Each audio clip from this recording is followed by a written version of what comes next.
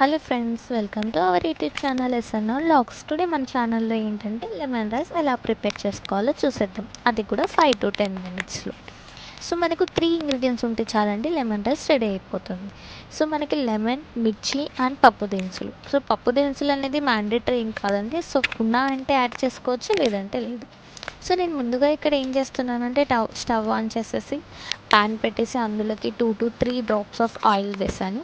So oil అనేది మనకు 2 to 3 minutes heat అవుతే చాలండి. సో కొద్దిగా హీట్ అయిన తర్వాత సో దాంట్లో కావాల్సిన పప్పు దినుసులు ఏవైతే ఉన్నాయో సో అవన్నీ యాడ్ చేశాను. అండ్ అదేవిధంగా మిర్చి కూడా యాడ్ చేశాను.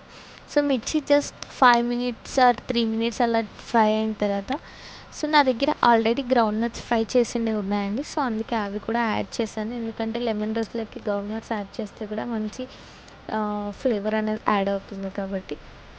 సో కొద్దిగా 5 to 10 మినిట్స్ అలా యాడ్ చేసుకున్న తర్వాత కావాల్సినంత సాల్ట్ కూడా యాడ్ చేసేసాను. సో మనకి లెమన్ రైస్లోకి కావాల్సిన మెయిన్ ఇంగ్రీడియంట్ వచ్చేసి లెమన్ కదండి. సో అందుకే నేను ఇక్కడ లెమన్ జ్యూస్ అనేది తీస్తూ ఉన్నాను. సో కొంతమంది ఏంటంటే లెమన్ జ్యూస్ని డైరెక్ట్గా అలానే పిండేస్తారు. సో నేను ఇక్కడ ఏంటంటే అందులో విత్తనాలు ఉంటాయి కాబట్టి సో మనం ఇలా ఇలా కప్లోకి తీసుకుంటే ఏమవుతుందంటే మనం దాంట్లో ఉన్న విత్తనాలని సపరేట్ చేసుకోవచ్చు ఈజీగా.